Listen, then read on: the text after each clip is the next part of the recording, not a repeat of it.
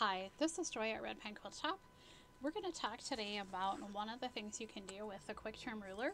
This is a great little ruler from Creative Grids. It's 3.5 by 12.5 inches in size, and what is unique about it is the fact that it has these 45-degree lines zigging and zagging down the ruler.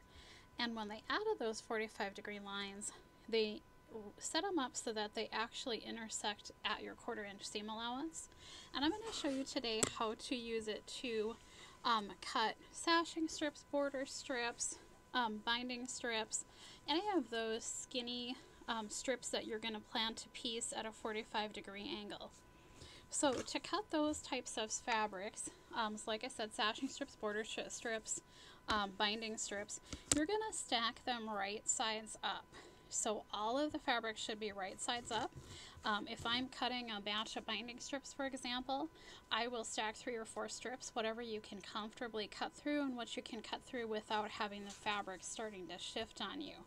So I'm going to go ahead and stack these 2 strips up.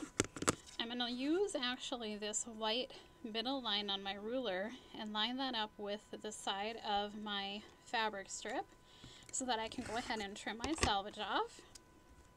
After I trim my salvage off, I'm going to rotate the ruler, and I'm looking for a spot where I have that intersection. And they have it set up so there's one on each side of the ruler. So if you're left-handed or right-handed, or no matter how you pick up the ruler, it will always work. And now I'm going to go ahead and trim off my corner. I would take and rotate my pile, and I would do the same exact thing on the other end. And the neat thing is, once you've cut these, when you go to piece, all you have to do is flip your one strip upside down, and you will be ready to go straight to your sewing machine. Your dog ears are trimmed off. You can leave your 1/4 inch guide foot on your machine if you like to piece with that.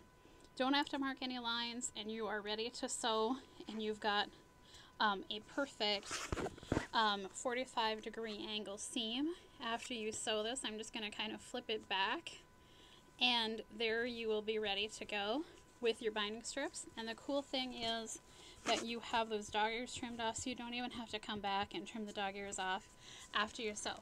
So super quick and accurate way to do all of those smaller strips that you need to piece end to end with a 45-degree angle.